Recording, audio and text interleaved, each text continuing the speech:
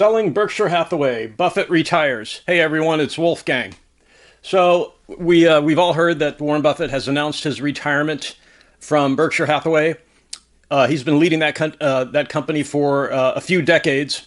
And when people think about investing in Berkshire Hathaway, they don't really think of investing in the company as much as investing in the investment success of Buffett, of his reputation and his history of getting really good returns consistently.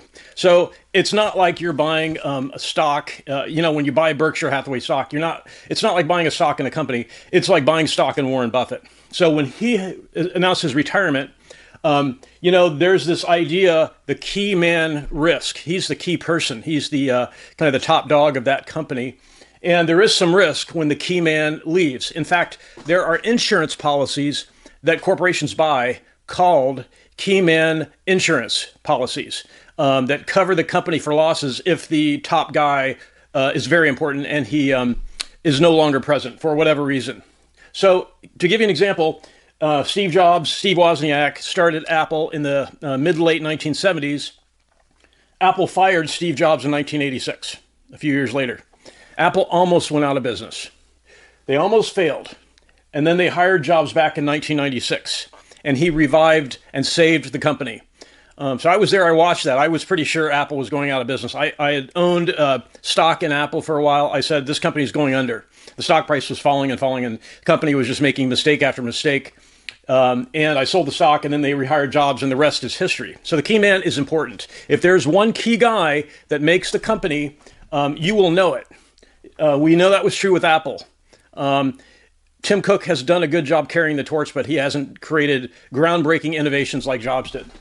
So let's talk about Greg Abel. That's the successor that Warren Buffett announced, Greg Abel. We have no evidence, none really, that Greg Abel can at least match Buffett's success. No evidence has been presented. Part of the reason is a key man, they usually have an ego and they don't want to be overshadowed by a subordinate. But Greg Abel was hired. He works for Buffett, right? He's an employee at Berkshire Hathaway. So it's pretty rare that a really important person like Buffett would allow himself to be outshined by a subordinate. And so we haven't really heard or seen much evidence that Greg Abel can at least match Buffett's investment success. And it's important to keep in mind that Greg Abel does not run all of Berkshire Hathaway now, only a portion of it. So there's two things going on. One, Buffett is leaving, and two, Greg Abel is going to be taking responsibility for the whole company, not just the part that he runs now. So Berkshire Hathaway stock has fallen after Buffett announced his retirement. Okay, so let's think about who could match, because we want to decide, should we sell Berkshire Hathaway stock? Is this, because some people have sold it. The stock is down. Some people are concerned. Do they have a justified reason for being concerned? Okay, so let's think about who could match Buffett's success, investment success. The case of Charlie Munger. Charlie Munger has been at Berkshire Hathaway almost from the beginning. He's had direct, full access, full time, more than anyone else on the planet, except maybe for Buffett's wife, and Buffett's wife doesn't run an investment business.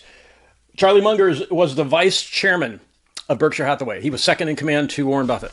If anyone on the planet, the whole planet, if anyone on the entire planet could match Buffett's investment success, Charlie Munger was that man. He knew what Buffett did. He was next to him for decades. He was the vice chairman inside the company. He had direct access. If he ever had a question, he could ask Buffett.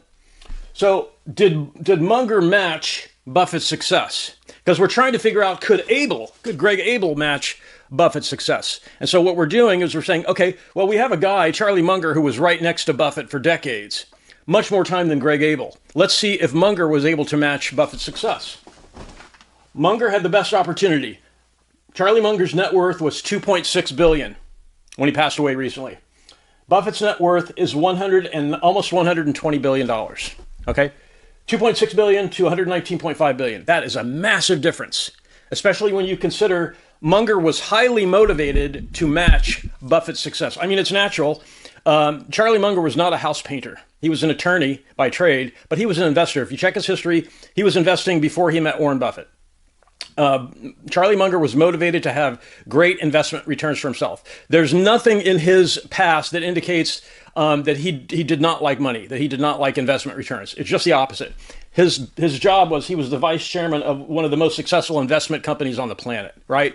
So there's no reason why Munger would have been motivated to have such a poor, relatively speaking, a poor outcome in his net worth.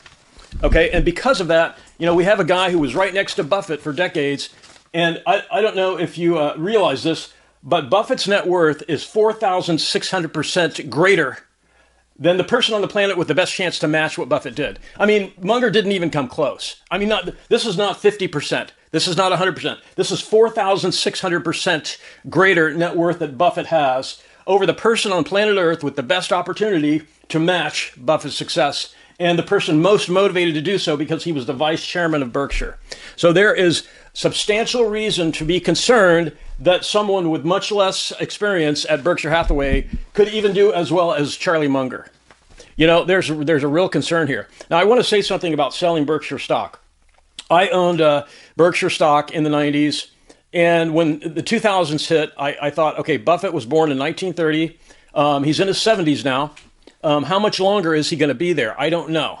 How likely is it he can repeat past performance? I don't know. I sold Berkshire stock. I wasn't sure if he was going to be able to keep things going. He did. He did pretty well. He stayed at the company. He stayed in charge, and he did quite well at Berkshire Hathaway. But this time, it's different. If you're thinking about selling Berkshire Hathaway, the difference now is Buffett is actually leaving. He's going to be out of the picture. This is a big change. Now, just imagine for a second, if Buffett had announced his retirement and Munger was still alive and decided to take over the CEO role. Munger had the best chance for decades to at least match Buffett's success, and yet he missed it by 4,600%. So where would you be decision-wise if Munger was still alive and Buffett announced, I'm retiring, Charlie's taking my place? What would you think? You would immediately consider Charlie Munger's investment success. And I know there are a lot of arguments as to why Charlie did so poorly relative to Buffett. I know some of those arguments, but the fact remains he was in the best position to observe and match Buffett's success. I'm not talking about exceeding. If Munger had some fear that he shouldn't outshine Warren Buffett, he could at least come closer to matching than a 4,600% poor performance. If Munger was still around and was going to take the reins of Berkshire Hathaway, there is a rational concern, because we know his track record, that he's not going to be able to match Buffett's success. And we know much less about Greg Abel. So this is not investment advice. I'm just saying, I'm pointing out that Berkshire Hathaway stock is down after Buffett announced his retirement. And this is kind of some of the reason why, okay? Because Buffett is the key man. He's held the limelight the entire time that Berkshire's been operating, and he has not handed over the reins to Greg Abel in such a way that we know that Greg Abel could do better than Charlie Munger in terms of investment success. There's not enough information to know that. So if you were going to so the question of selling Berkshire Hathaway, let's think about this. There's the black and white issue, you can sell it all. Or that's a black and white decision, right? Yes or no decision. I'm just going to sell it all, or I'm going to keep it all. Another choice is to hedge and sell a portion of your Berkshire Hathaway holdings. If you wanted to, you could sell a portion and redeploy those proceeds. So here's some ideas about redeploying proceeds if you decided to sell a portion of Berkshire Hathaway. U.S. Treasuries, right? Because that's a guaranteed return, practically guaranteed. An S&P 500 index fund, which at least matches the stock market return. In fact, Buffett often recommends an S&P 500 index fund for people who are not professional money managers. Or you could, the assumption is you're going to keep a portion of your Berkshire holdings. You could do both treasuries, you could sell a portion of your Berkshire and take a portion of that, buy treasuries, and another portion and buy an index fund. Or you could keep your entire Berkshire position and not sell it at all, but use hedging strategies in case there's a downside, in case it falls. So, and I have to say that there's an argument that Greg Abel will have Warren Buffett at his disposal to help him if he needs it. Okay, so did Charlie Munger, 4,600%. Buffett's net worth exceeds Munger's by 4,600%, and Charlie Munger had Warren at his beck and call. So Greg Abel, for a while anyways, he will have access to Buffett, but not forever, right? So when that happens, when that day finally comes, you can sort of anticipate there might be a change in Berkshire's returns. If the succession plan, because really what we're talking about with Greg Abel is a succession plan. If the succession plan had been something along the lines of Buffett is going to incrementally hand over control over a 5-year period so that the public can see how good of an investor Greg Abel is, that's one thing. But that's not really what happened. Greg Abel is not running all of Berkshire Hathaway, only a portion of it right now. And number two, Buffett never stepped back. He stayed in the limelight. He never, in the succession plan, he never allowed the public a 5-year period or even a 1-year period to learn what Greg Abel's investment success was. So like I said, the key man risk, the person at the top, they usually have an ego. And it's difficult to let an employee that you hired, take all the spotlight if you're the person who's made the company successful. So those are some things to think about in terms of, are you going to sell your Berkshire Hathaway? Some people already have because the stock is down. Personally, what I would do if I don't own any Berkshire Hathaway, okay? I sold mine in the early 2000s. Because I was concerned after Buffett's gone, I had no idea he would still be around this long. I had no idea. Because the typical lifespan for somebody born in 1930, it's pretty rare they reach this old of an age. Usually people born in the 1930s during the Depression did not last to, into their 90s. It's pretty rare. So I wasn't sure. But if I owned Berkshire now, what I would probably do is I would sell a portion, and I would deploy the proceeds of that into an S&P 500 fund and another portion into treasuries, and then maybe even hedge, put a hedge on my Berkshire holding. Because when Buffett passes away, the stock is down now after he announced his retirement. Who knows what's going to happen after Greg Abel loses access to him.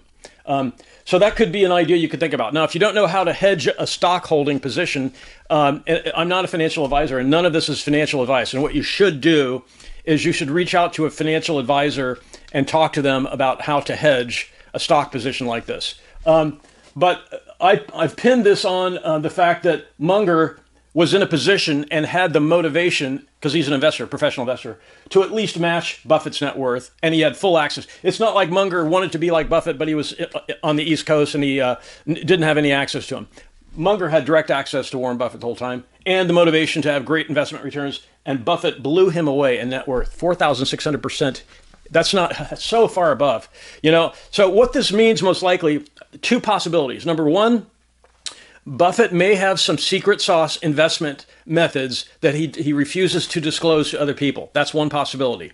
A second possibility is Buffett's investment success relies on things that are not teachable. He can't really teach them. For example, if you've ever seen someone with a photographic memory, I had a friend like that in college. He never had to study, and he was always at the top of the class. We'd go into a lecture, and at the end of the lecture, he would know everything, and everyone else had to study. So it may be something like that Buffett's investment outcomes are because he's able to remember everything and put everything together much better than the average person. So I don't know, and maybe a combination of both. Maybe Buffett has secret sauce techniques, investment techniques that he doesn't teach anyone, and the stuff that he does really well, he can't teach because he's got a great brain, and he can't really, you can't teach a great brain, right? So if you have any questions about this, I'd be happy to answer any questions in the comments. And best wishes making this decision if you're a Berkshire investor. And I really want to thank everyone for watching. Have a great day.